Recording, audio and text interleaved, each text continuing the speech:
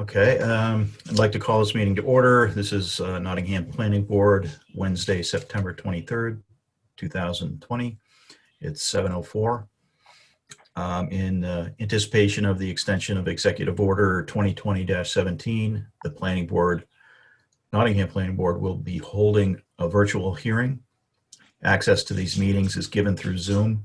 All members of the board have the ability to communicate contemporaneously during this meeting throughout this platform, and the public has access to contemporaneously listen and, if necessary, participate in the meeting. If you have issues, you can contact Joanna at 679-9597. Let me go around the room, the Zoom room, and let people, let me just do a roll call. It's usually easier to do that. Leanne Gast? Here. Ed? Present. Gary? Here. Ian?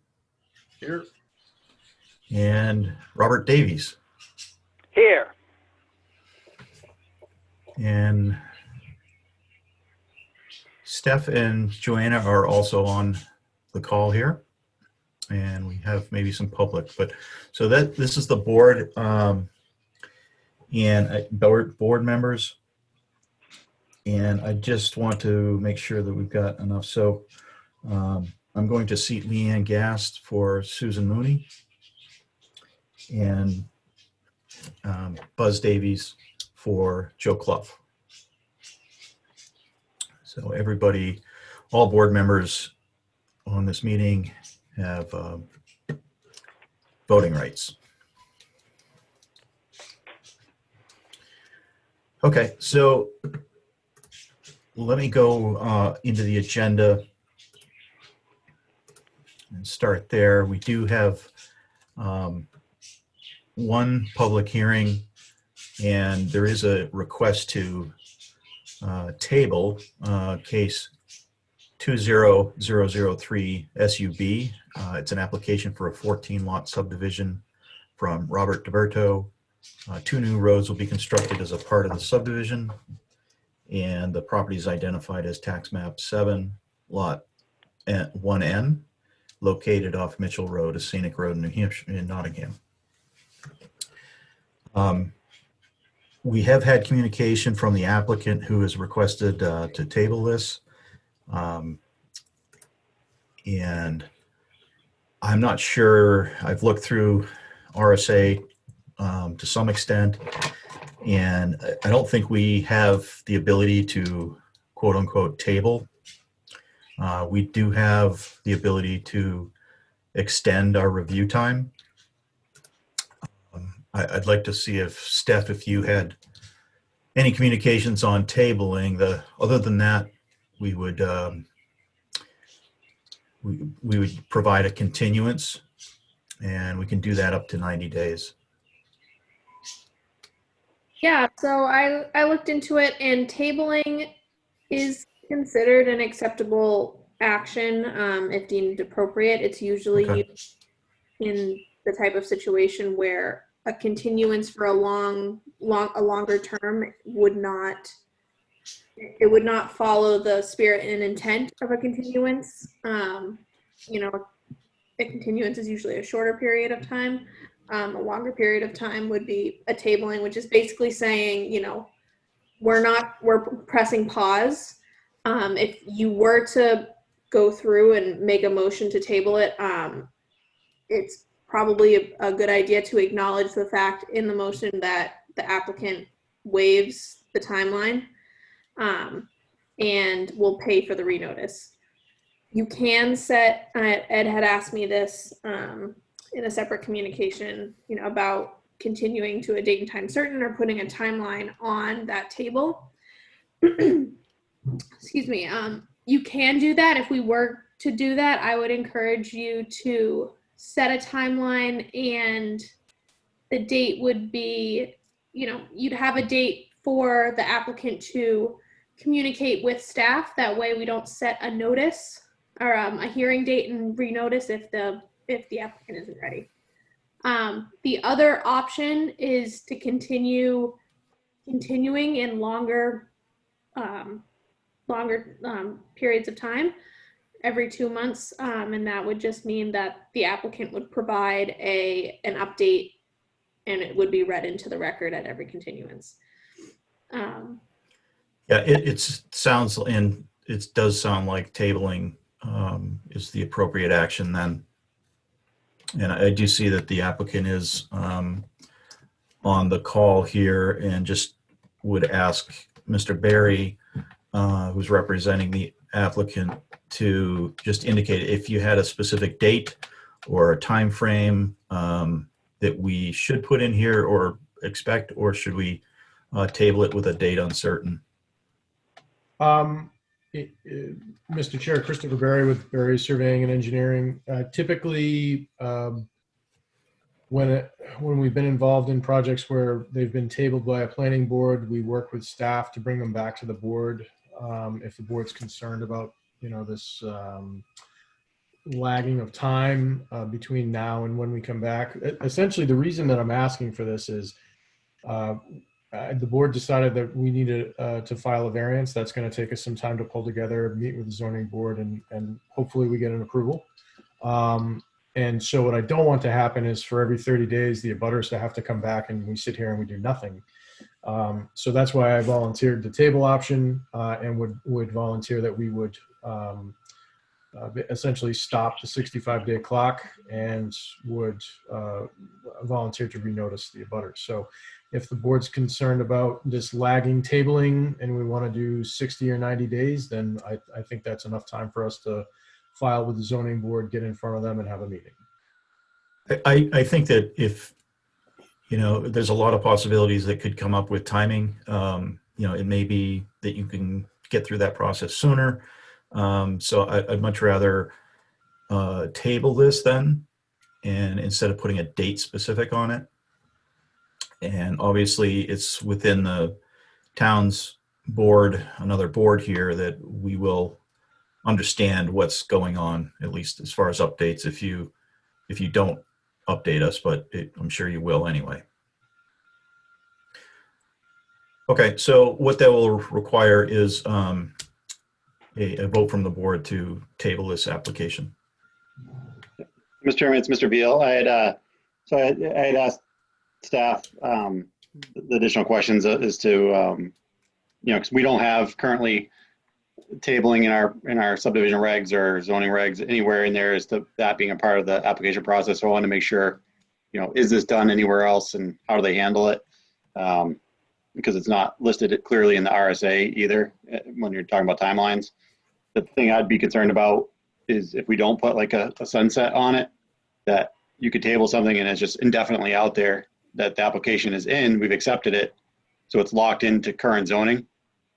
So if we don't put any kind of sunset on it that says, okay, if we don't have action by this point, we're gonna have some, do something about it. That basically the applicant, I don't think this is gonna be the case with Mr. Barry, but just extreme example, something sits out there for 3 years and then comes back and they're locked into 2019, 2020 zoning. I think that's a good idea. The motion could have that condition on there that there's a sunset of 2 years. Yeah, and I would think that would be excessive for a table. So if it's really going to zoning and getting a variance and getting that all prepared, I would think 3 to 6 months would be plenty.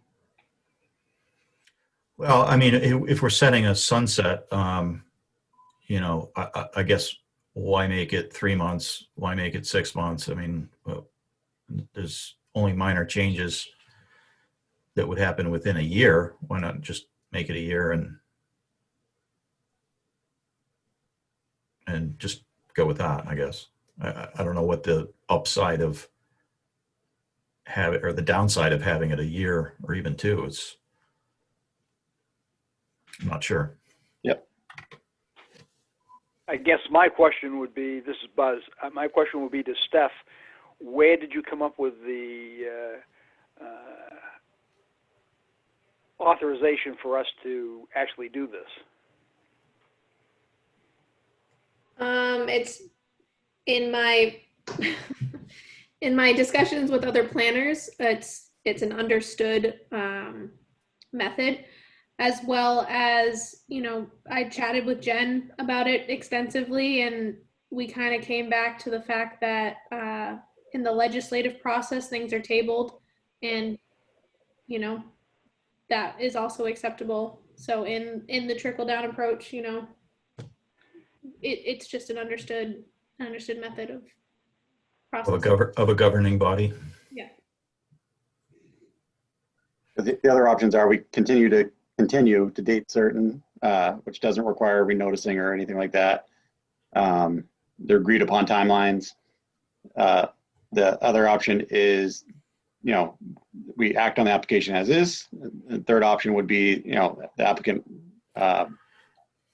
withdraws their application, which would require all new fees and everything else. So I think that's the one we're trying to avoid, you know, that process for everybody.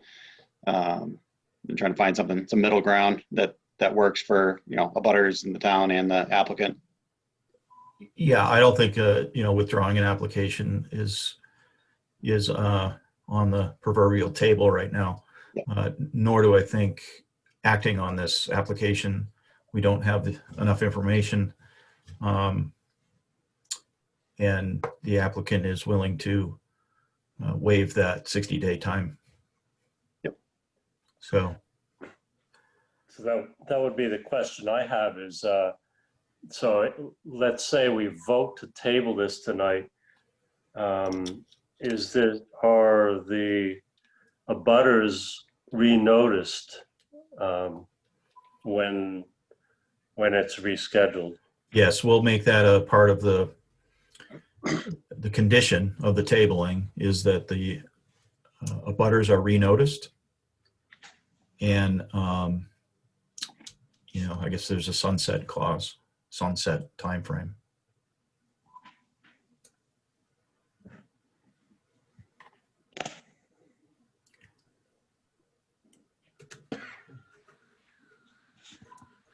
So I guess, and to answer some other concerns here, I mean, we do have the Stratford Regional Planning Commission as an advisor to this. This is what they're advising us to do, the process of tabling it. So I would like to move ahead with that. And sorry, one more question for staff. In the discussion, was there any with the other towns or planners that said that this is done? Did they give any kind of timeline as to what they usually extend, or do they not even bring that up? So like I said, you know, it's not necessary to put a timeline on it, but Jen specifically suggested, you know, if the timeline was something we were concerned about, you would want to put a time or a deadline for communication with staff, at least giving some sort of update as far as what the status of the project was. Tabling in its nature is just pressing pause. So as long as it's understood by the applicant and the board what the conditions are, and you guys agree to it, it's up to you. And in the RSA, when it talks about having to go to the Board of Selectmen for approval to extend timelines, is that only when the applicant disagrees? Yeah, that's the way I read we it. haven't had to do it. So I see Mr. Barry shaking his head. So he obviously deals with other towns. It's the first we've had on this with this town. So, so I appreciate that. So Mr. Barry, I guess I'll go to you. If we set it like a kind of a sunset on or a timeline on it, 6 months, 9 months, a year, is there? Whatever you feel comfortable with. I mean, 6 months is fine with me. If you want to do a year, that's fine too. I mean, we intend to file a variance in short order, but I never want to try and schedule local boards, so or their approval process. So you know, 6 months, 9 months is probably reasonable, and we'll, you know, I'm pretty good about communicating, so we can communicate back. And just for the board's clarification, I think tabling comes from Robert's Rules of Order. And yes, it's done in other towns quite often. And if it's tabled and not continue to a date certain, then the applicant is pretty much always responsible for re-notifying the public, which we're happy to do. I don't want to waste anybody's time or energy or anything like that. So that's why I suggested it. And one last question. So say we tabled and we do a timeline on it. Obviously, we have to take, if that timeline elapsed, we have to take action on it, but we didn't continue to a date and time certain. So we'd have to re-notify abutters to a date and hold a hearing to make a decision. Again, I'm not necessarily. Well, I don't think so. Mr. Berry is great at communicating, but just for. Ed, I don't think so. I mean, if the applicant is unresponsive and it's under a table, then we can take that and vote that, it's not approved. Right, but we would have to notify the abutters because it would have to be a public hearing that was noticed. I don't think so. No? Okay. No, I mean, it's an administrative action. It's not a public hearing where the public would weigh in on the application, because the application would be the same as it was previously, only we would take an action of disapproving it. Okay. I have In that one case- question. It's more of a, I guess, timing question. I think, Ed, you kind of touched upon it.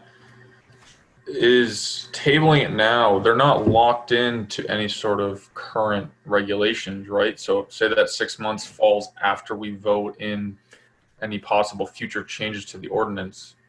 Is it basically at the time you come back for your public hearing, No, it's a time of application. time of application? Okay. Go ahead, Mr. Perry. I think it's actually the time of acceptance is complete. So, no. I don't think so, because otherwise, I'm sorry, acceptance of complete, yeah. I was thinking acceptance of approval, but. But anyway, to answer, is it Ian? I'm sorry. His question, I think if the 6 months would obviously put us outside of any potential zoning changes. So we would be locked into the current zone.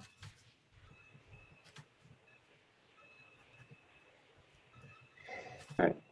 Mr. Chairman, this is Mr. Beal.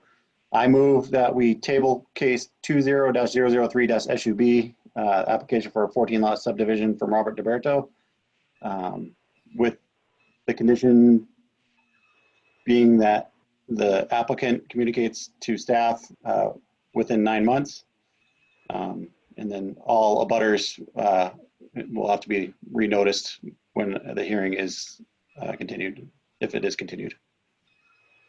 Second.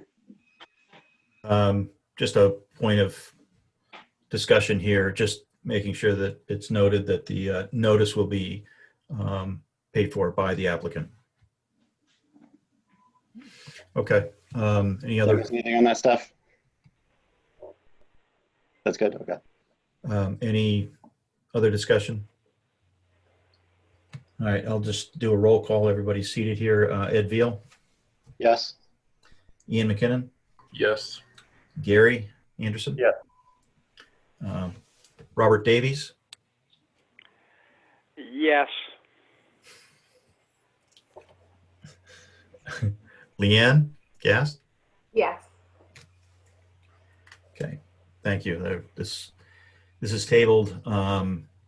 So just any abutters that are on the call right now or hear this replayed, this application is tabled until further notice. Mr. Barry, before you go, I have a quick question. Who's Did this? you ever receive a report from Leanne. Leanne? Sorry. Yeah. Did you ever receive a report from the Division of Historical Resources about that burial ground? Yes, we received a report from our private consultants, and we have forwarded that on to the Division of Historical Resources. Okay, and then did they send something to the board? They'll probably send me their findings of fact, and then I would transmit those to the board also. Okay, thanks. Thank you for everybody's time tonight. I hope I didn't cause any confusion. Nope, thanks, Mr. Berry. Have a good night. Thank you. Good night. Okay, we will move on to the second part of our second item on the agenda, and this is a conceptual review, and this is for map 4, lot 1, sublot 1, Wade DeMonchi of Precision Cut Lumber, to discuss the possibility of developing a property for commercial use as a sawmill with a residential building. So let's, sorry, I can get back to here. So is that applicant on the call here and would like to discuss? I don't see anybody. Mr. Chairman, he was on the call and very recently disappeared. I don't know if he lost internet, but he was here and is now no longer. Okay, well, we'll, if he comes back on, we'll just go back to that. Okay. All right. Sometimes I'm flipping back and forth to the agenda, so I might not have everybody's picture up. So you may have to prompt me. So the next thing on the agenda would be the letter of resignation from Joe Clough. I think everybody's aware, as he was here at the last meeting, and let everybody know of his resignation. He is will be moving out of town. Things sped up pretty quickly for him, so he was very appreciative, and we are as well of his service on the board. So we do have a letter of resignation from him, and we do have to vote on that. And so I would entertain a motion and a vote to accept Joe Clough's letter of resignation. Can we read his letter? Oh, yeah. It was very brief, but let me get that.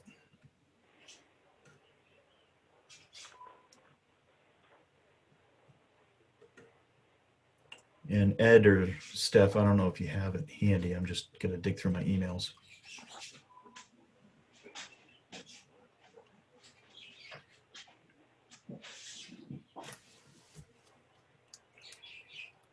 I don't think I got it. I think he must have just sent it to you. Oh. Yeah, I didn't see it either. That's why I wanted it read.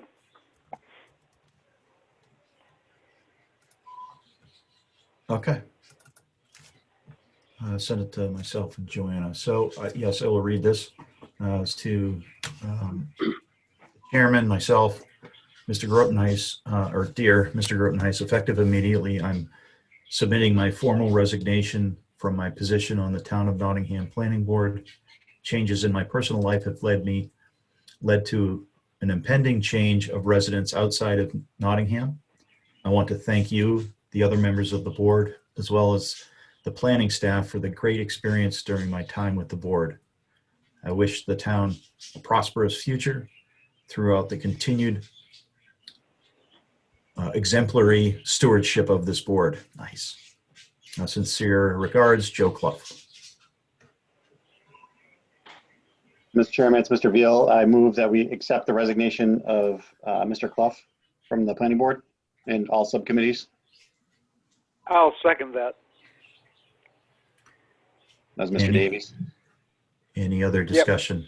The only other discussion would be that I'm sure this is with everybody, that I greatly thank him for his role on the planning board and the subcommittees and the value that he brought. And don't know if we're able to send a card or anything from the board in the zoning office. Yeah, I don't know when he's moving out. I think he sold his house pretty quickly, so Yeah. I'll have to get his forwarding address. Send him a little care package when he gets a housewarming package. It's a good idea to send him something. All right, so any other discussion? Just do a roll call. Ed Veal, Yes. Ian McKinnon, Yes. Gary Anderson, Yes. Robert Davies, Yes. Leanne Gast. Yes. Okay. That's unfortunate, but that's also understandable.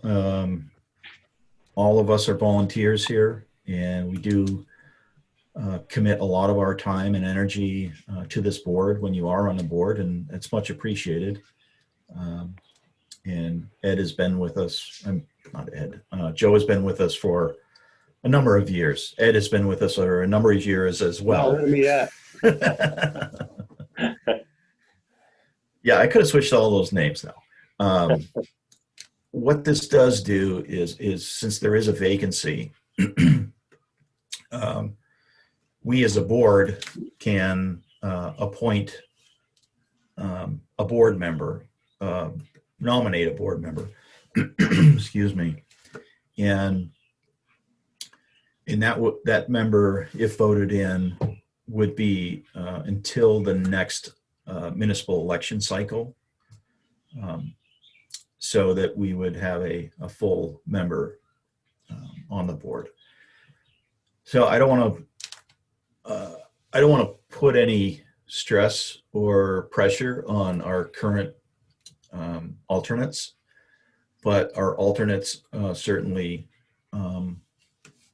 this is an opportunity if desired, and I don't want you to respond tonight, but just think about it. If you do, reach out to myself or Joanna if you would like to be a full board member, and then we can talk about that at the next meeting.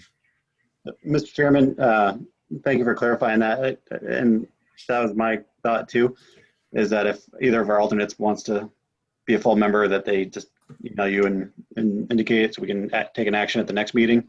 But Mr. Clough's term, I think, went through 2023. So I don't know how we would, how that would work if we would seat somebody through 2021 and then reseat somebody through the next year or two or whatever through the rest of his term.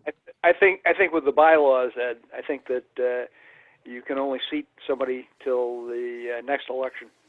Right, it's the next regular election. That's the terminology, next regular election. So Yeah, the term, I think that's right. the term probably has no relevance. Right, but it's not like anybody, we would be voting for 3 planning board members at the next election.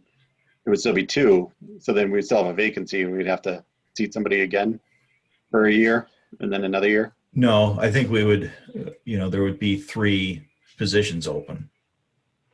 There would be voting in potentially 3 new members. Okay. I mean, we can clarify that a little bit more, but I think that's Time. I just didn't know how that works with the town ballot.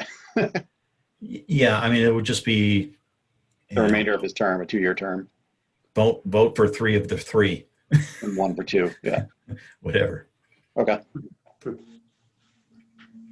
And with that, if there is anybody that knows of somebody else is interested in being on the planning board, and I'll put this out to the public as well, contact Joanna or myself, and you could, be an alternate or nomination for a full member. Okay. Well, thank you. We'll wrap that one up.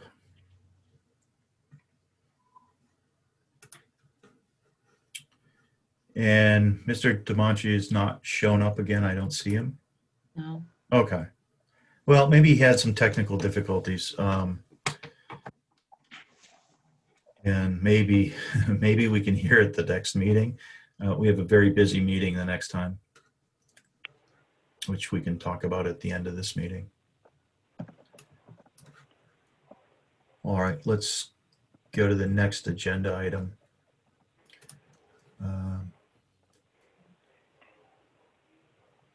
So the zoning changes, and Steph, you had emailed out kind of an update Could you either post that or not post it, but share that or go through that? Yeah, sure. Give me a second to pull it up.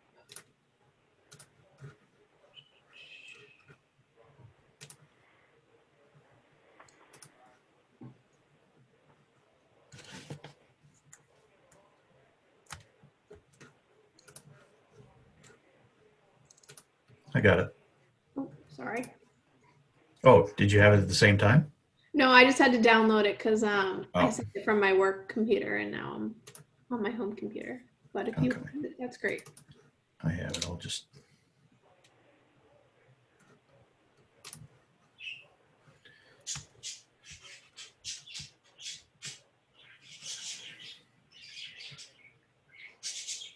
Okay, so these are the, why don't you talk to it if you would, Steph? Sure. So starting from the top, well, first of all, these were the list of items. So these were the 4 items: the stream protection ordinance, the building height change, the flood hazard area update, and the wetland conservation area update to include a conditional use permit. Those were the 4 main items that I took away from last meeting as priorities for this year. I just wanted to make sure that that was what we decided on and I didn't miss anything. There was a lot. Definitely the wetlands item on Claire on that, but I think it's on your, I think that's on your list, but it's not, right? Sorry, that was confusing. Can you So- say that again? Yeah, so, we had gone through the wetlands clarification for getting the zoning variance when doing dredge or fill. Mm-hmm. Yep. And that was one that we were looking to clear up and change that. Yeah, so why don't we start with that one? That was the one that Ian worked on. So the wetlands ordinance modification, that PDF right there. This was and maybe Ian can speak better to it, but this was a combination of a bunch of different ordinances that he was familiar with. And he created a list of conditional uses and requirements. And I thought he laid it out really well with the section to be modified and the new language. I don't know if anybody got a chance to review it. Yeah, it's basically, I reviewed a couple, about 5 or 6 towns just in this region. I found that the town of Stratham, the town of Newfields, and the town of Epping had some of, I would say, the better conditional use sections in terms of language, just trying to be concise. The Stratham and Newfields, or they were almost identical. They just both kind of changed the language. And the Epping regulation, they actually just kind of worded the whole conditional use section a little bit differently, but a lot of the same, same premise in terms of the different requirements that are the conditions that would have to be met to be able to grant a conditional use permit.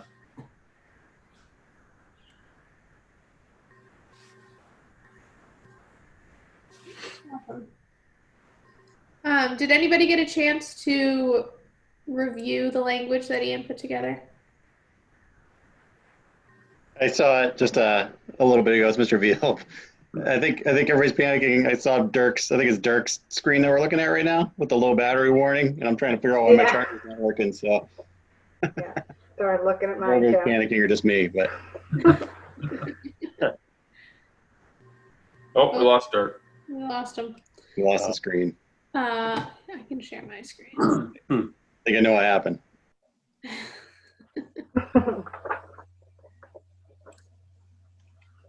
All right, can you guys see that? So I think Mr. McKinnon for putting this together. It was a really good jumping off point for us as a board. I don't want to go into too much discussion until Dirk gets back on and reconnected, but I think this is a really good start for us, and this is exactly the kind of thing that helps us, move forward with things in a timely manner. Let's see.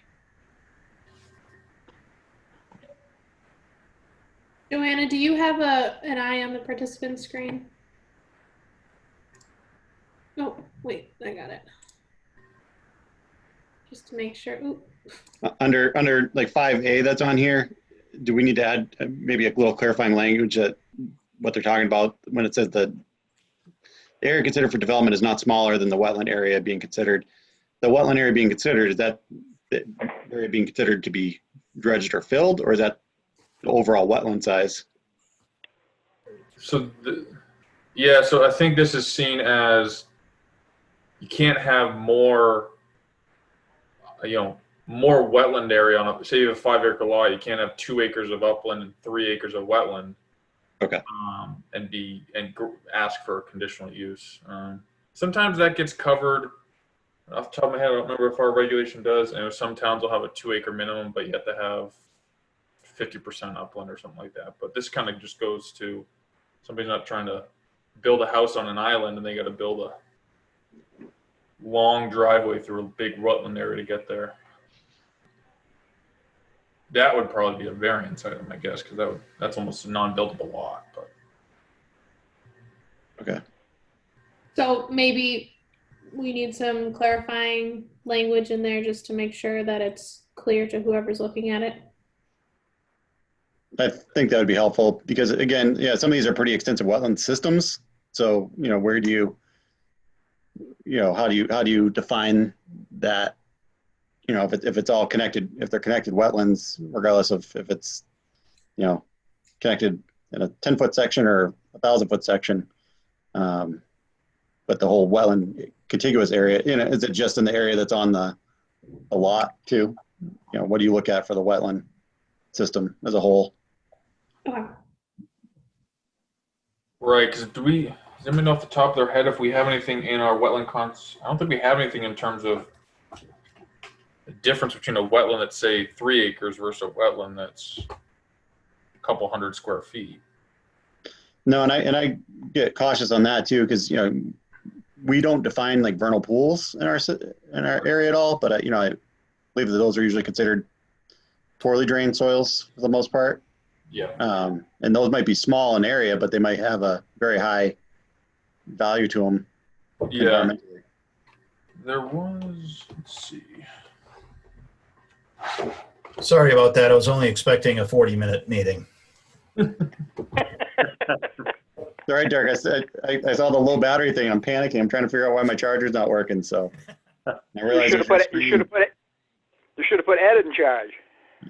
He is always in charge. Yeah. Derek, we're just going over just talking about this a little bit. Yep. Continue.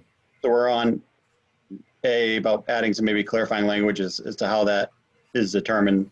The area of development is not smaller in acreage than the wetland area being considered. So, you talk about contiguous wetlands, how is it defined? How is it measured? Wetland systems, is it just the wetland that's on the lot being considered, or is it, if that's connected to a much larger wetland, where do you draw the lines for it?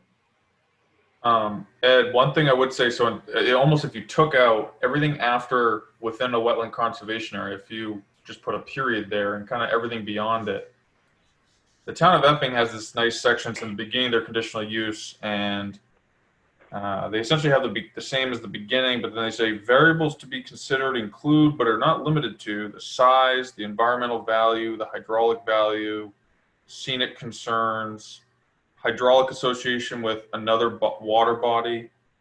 So it's almost kind of like what you're talking about, where you can say it's essential to the productive use of land, but there's also variables, like you said, like maybe there's a little piece of wetland on your property, but if you look off the property, it's a 10-acre wetland that's key to the area. We establish some, they use the term variables, that basically factors that we must consider under the conditional use application. I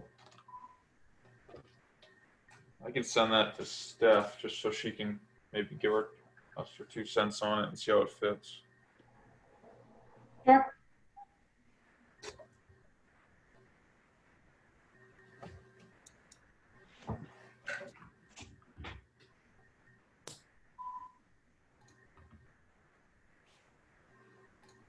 Any other thoughts?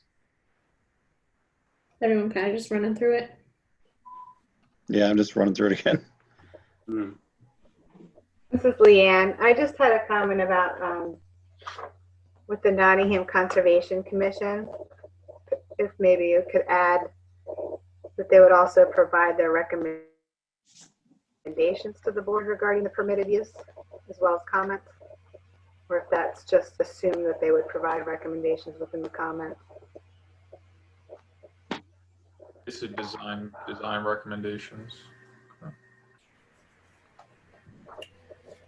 Yeah, we can certainly add that. I don't like to leave anything assumed that people will understand what we're talking about. So as concise as we can be is good. And for F, is that language some kind of mirror what we have for in like subdivision regs for bonds? Do we say surety or bonds? We could tweak that if needed, but I just want to make sure that that matches kind of what we already require for road bonding of roads. I didn't check it against that yet, but we can definitely try and make sure we mimic the same language.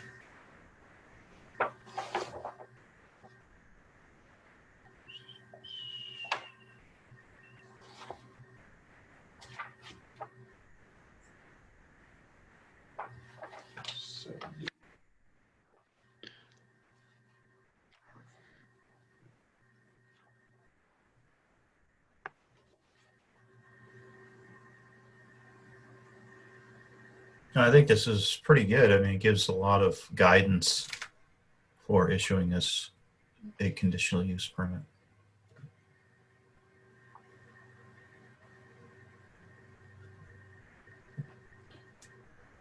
Ed, the only thing I see under section 15.6.10 for surety of work and the subdivision regulations, they actually say that the cost estimate is submitted to approval to the planning board and the town council. It actually doesn't bring the selectmen into the process.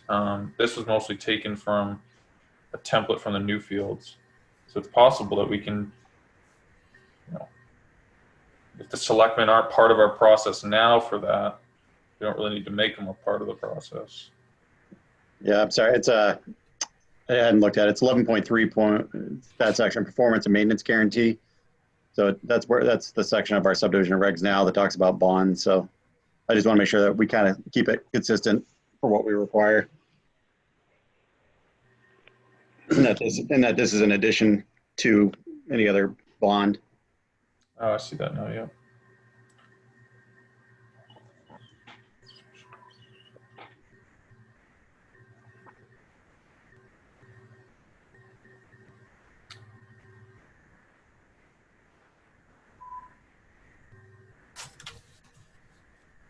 Yeah, I think we can modify that to better match some of the language in that section.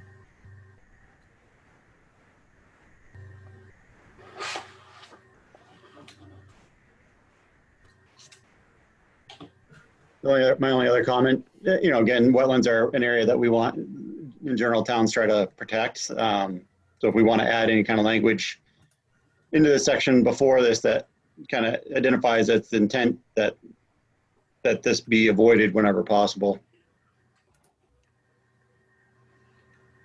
And that these are, it can be done with conditional use, but realistically, our intent to applicant is to avoid it when, and maybe the current language already brings us there.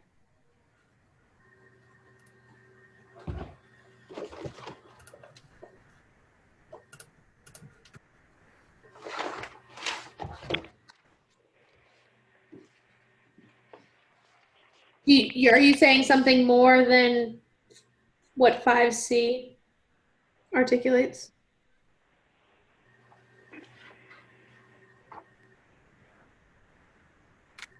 Yeah, let me get back into the.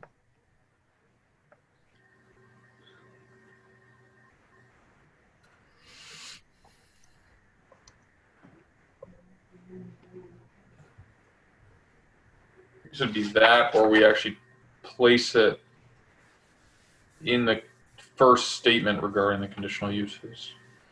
You mean within the body of conditional uses? Yeah.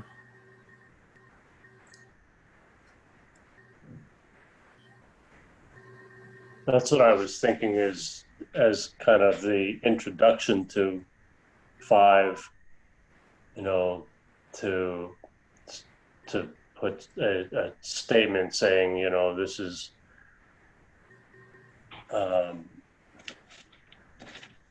suggested only if necessary, you know, in so many words.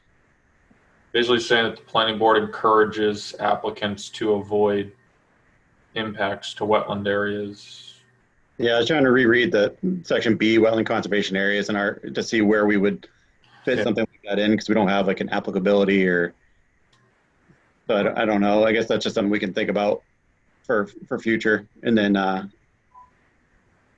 so we're not touching 6, which is critical wetlands. Right now, we say that there should be no development in the critical wetland or the 100-foot buffer to the critical wetlands, and all structure will be set back 100 feet from the boundary.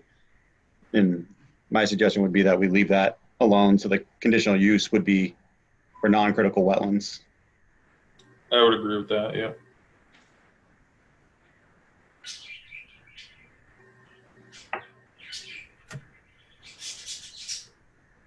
Would we need to add language to that stuff? Just saying that that critical wetlands are not subject to the conditional use permit process? I can certainly add that in there. Yeah, just to make it overly clear. Would that be added? I'm sorry. Would that be added to section 6, or would we just place that under the conditional uses and just say it doesn't apply? I think probably that. Okay. Yeah, you can do that, or in section 6, you know, say that the conditional use doesn't apply. We can put it either way.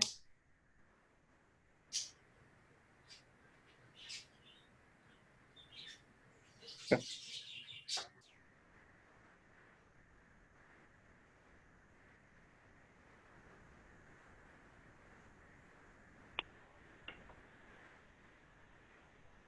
I like it in section 6. Yeah, I was just thinking almost right at the end of section 6. Yep. Add a sentence.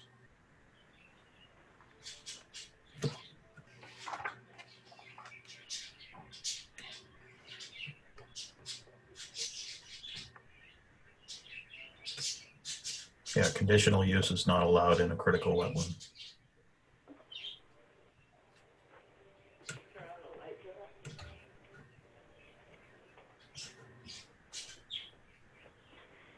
Okay, ready to move on?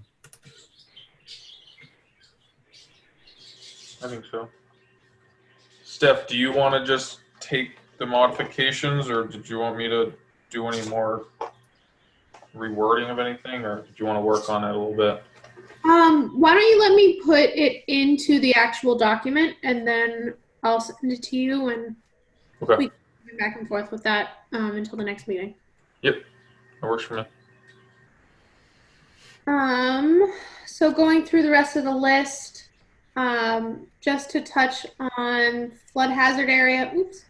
I spoke with some of the FEMA staff today, and unofficially, Nottingham, it doesn't look like we're going to have any updates with the new map updates.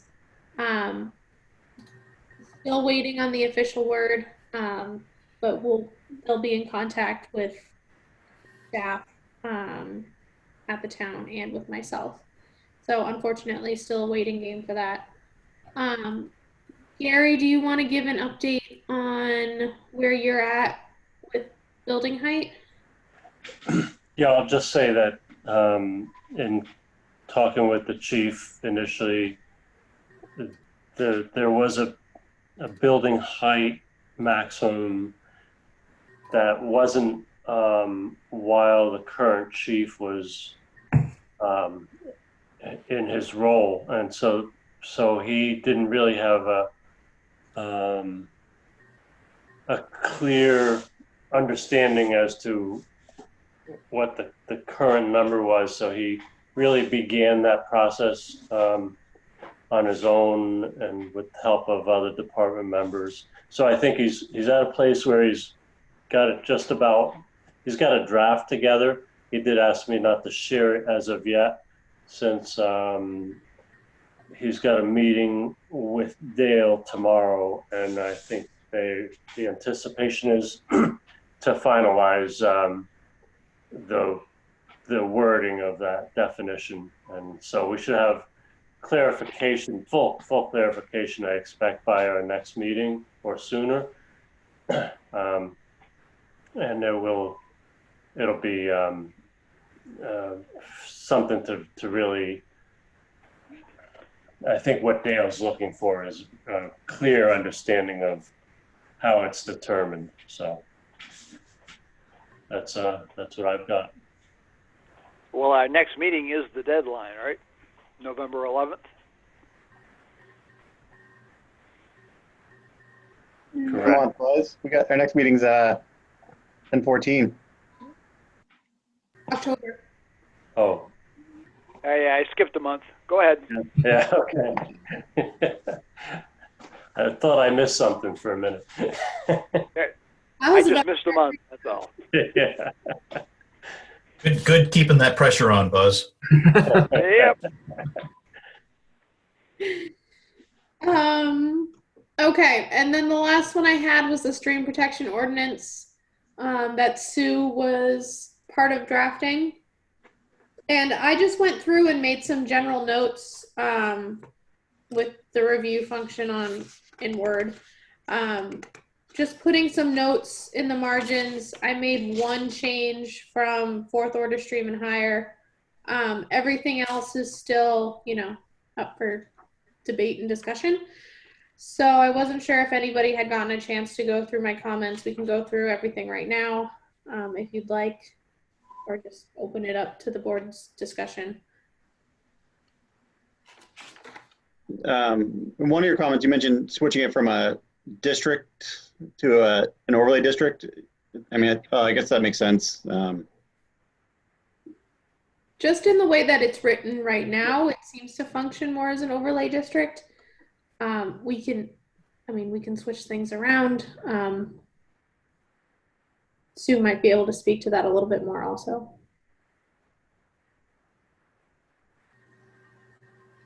I guess when I kind of agree with the overlay district, because I guess when I read district, I generally then look for where it appears on, say, a zoning map. But if you have a overlay, you can just describe it, anywhere that in town that we meet these conditions.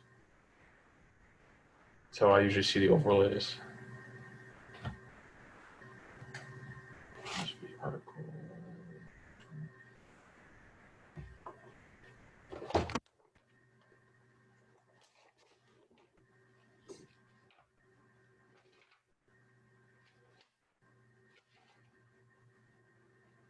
So my only concern, not necessarily concern, but thought on this is, I think it's very clearly written.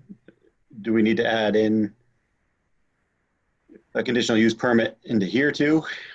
Or is it because these areas are more sensitive than certain other areas that, that the non-permitted uses are just not permitted and would require a variance? That is a good question for Sue. Yep. The way I read it was that any of these, non-permitted uses would require a variance.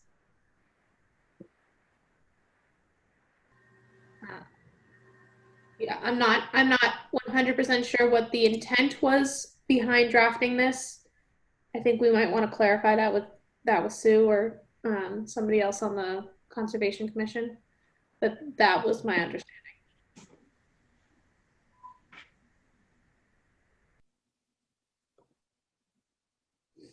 I think it's kind of like the first step into like buffers, that we don't have now. So this was looking at where to apply those that would be the most beneficial without just applying them everywhere. So this was applying them to specifically to streams.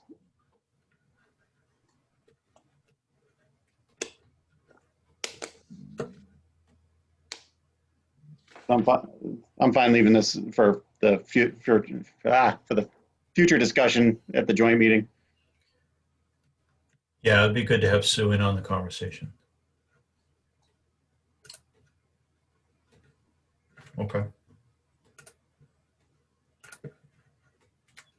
And that's all the ones that were being focused on, these 4, right? Were we looking at this year switching the maximum lot coverage from 40 to 30? That was just a one edit, or I had it on my list, but didn't know if we decided to leave it because of if we move forward with all these others. I didn't write that down. I didn't have that either, but I believe that's something on Dale's list.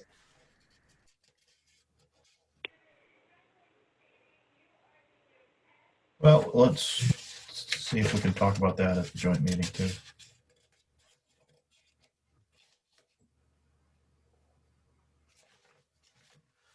In theory, that's just one line, but who knows? So Right.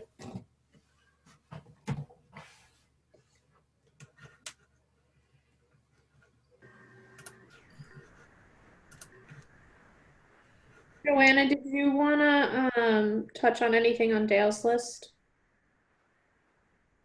Or wait until he can give more Let's find out if he's going to make it to the meeting. I know he sent that list to you and I, but then you make a good point that he's better to discuss his opinions. Okay. And that said, Joanna, has anybody, have we had a lot of responses from the other boards as to being able to make the joint meeting? I've had 3 responses so far.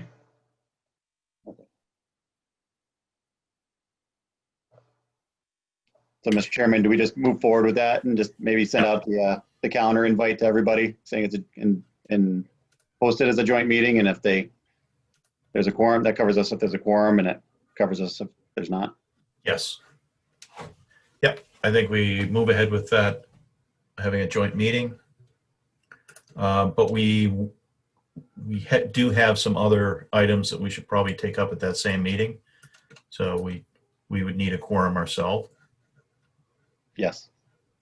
Yeah. So what I guess we can go there next is, so for the next meeting that is going to be a joint meeting, we have 3 pending applications, and I want to make sure that those are moving along. So I am proposing that we have the joint meeting for the first half an hour, and just go through some of those items. If it goes a little bit longer, okay, but I would like to have, there are some time critical applications, and then have those applications after the joint use. And one of the reasons is that we have then 3 weeks before the next meeting. So if we don't take the applications up that we have currently, that's conceivably 5 weeks from when they made the application.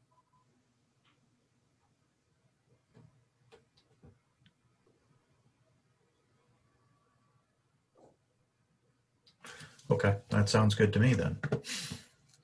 It'll be a lot, but.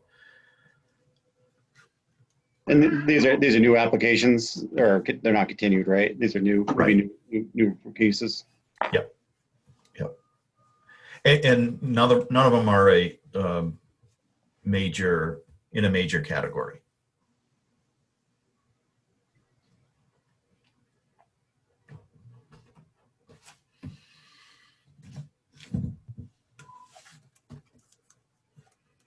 And the hope is that we have some people from other boards at this meeting, and then if there isn't, or it's a very short discussion, then we also have that time that could be utilized for hearing those applications.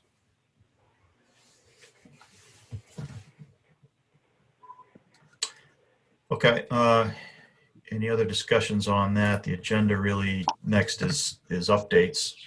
I guess I'll just read the important zoning proposal changes for Buzz's understanding. November 11th, not October 11th. So November 11th, the final drafts are presented, the vote and sent to the hearing.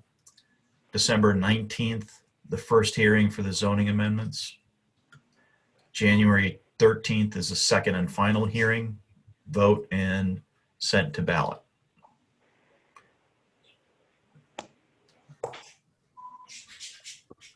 Okay. So I'll go around the room here and see if there's any updates. Ed, do you have any updates? None. Ian? Nothing for me. Gary? Yeah, the recycling roundtable, which I attended last week, went well. A lot of good discussion. Well, I brought the question of the hazardous waste, and it seemed to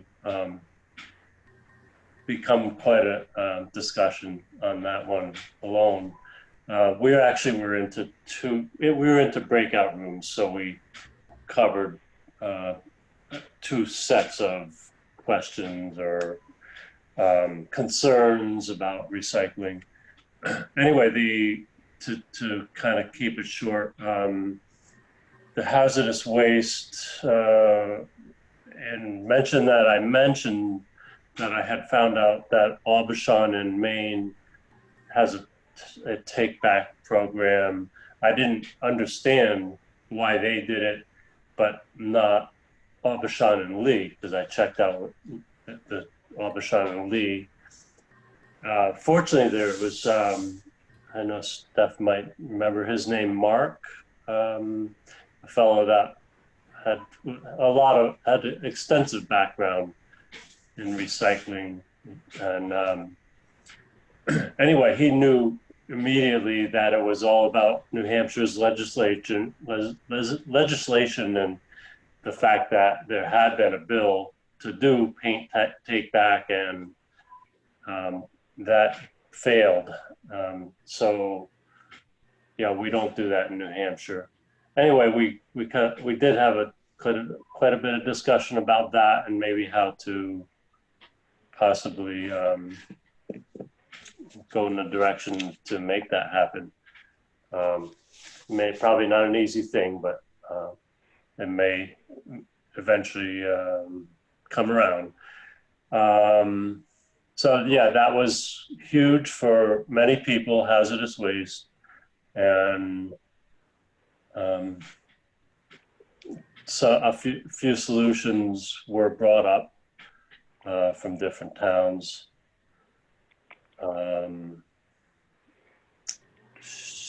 Just to jump to the other topics, I really didn't even have a chance to get into the increased revenue part that I wanted to, because we were mainly on the hazardous waste. Composting was big. And something was brought up that I think is pretty cool. It's called trash on the lawn, I believe. I didn't write that wording down, but it's something the schools do to teach, especially I think elementary schools or whatever level, about recycling.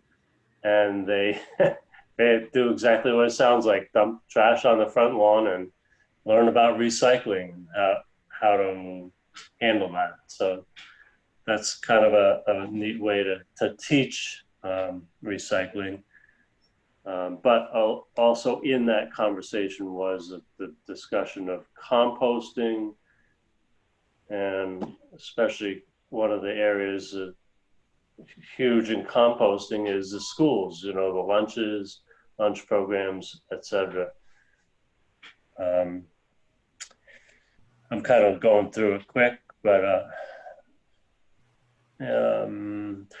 one of the ideas also would be to maybe get some of the SAUs involved and work together, or for instance, our SAU, because it usually incorporates a couple of towns, to work together with other towns. And then what I'll do is back up. I know Steph will remind me of this if I forget it.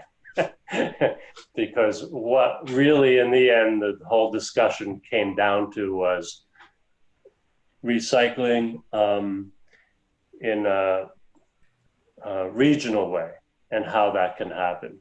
So there was a lot of discussion around that as well. And so I think that's the ultimate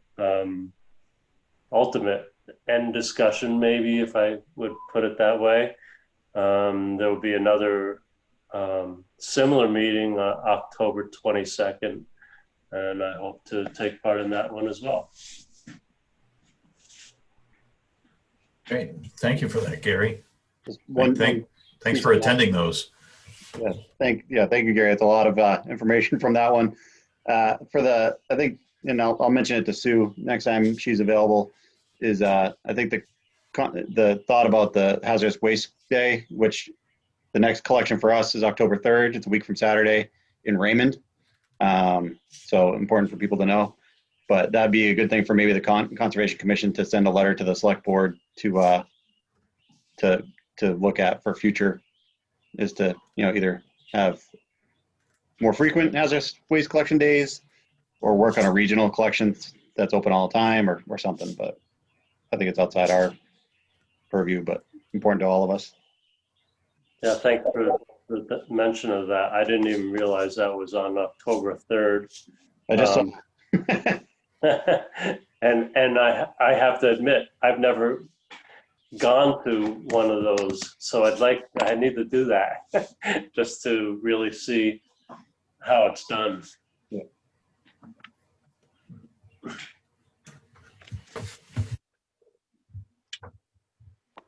You all set, Gary? Thank you. I am, thanks. Buzz, do you have anything?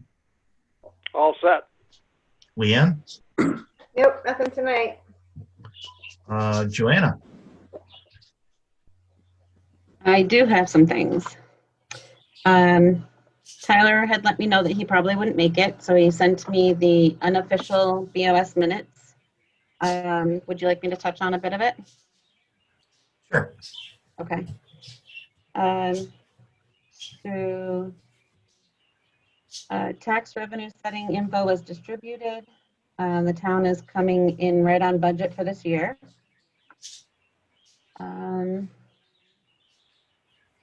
The Route 4, formerly known as USA Springs property, was a big discussion. They are going to get an appraisal on the property.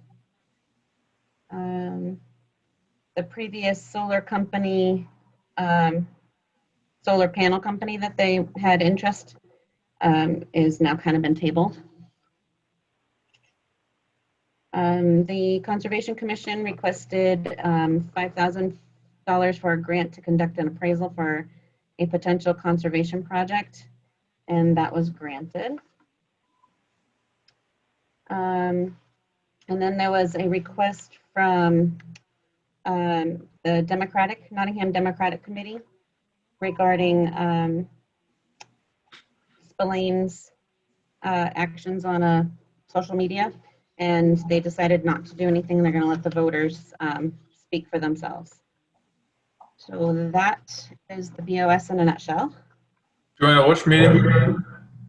That was the 9/14 meeting. Okay.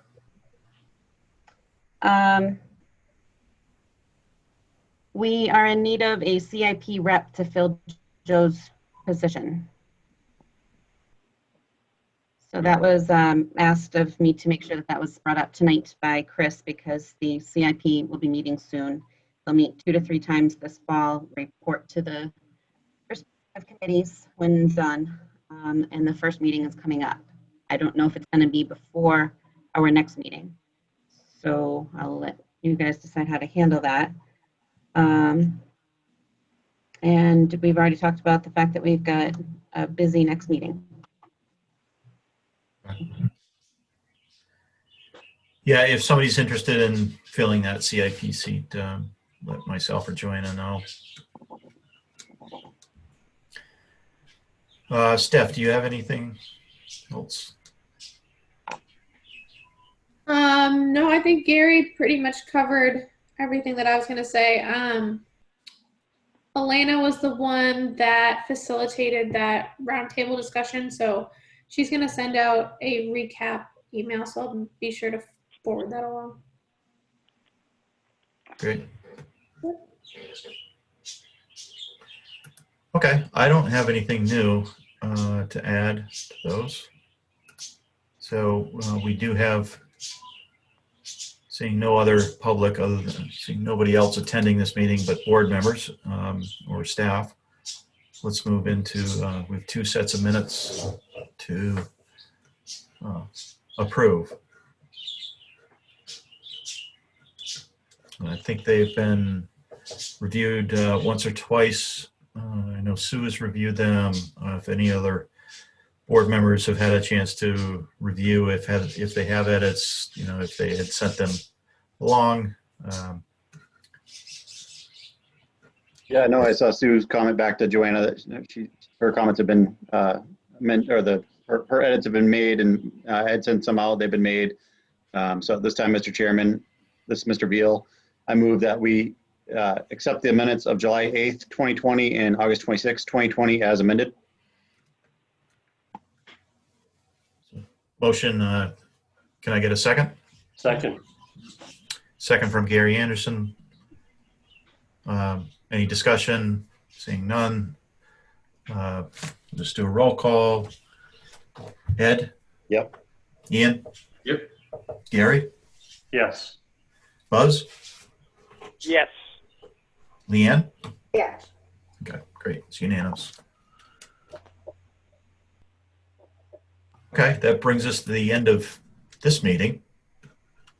So I do need a motion to adjourn.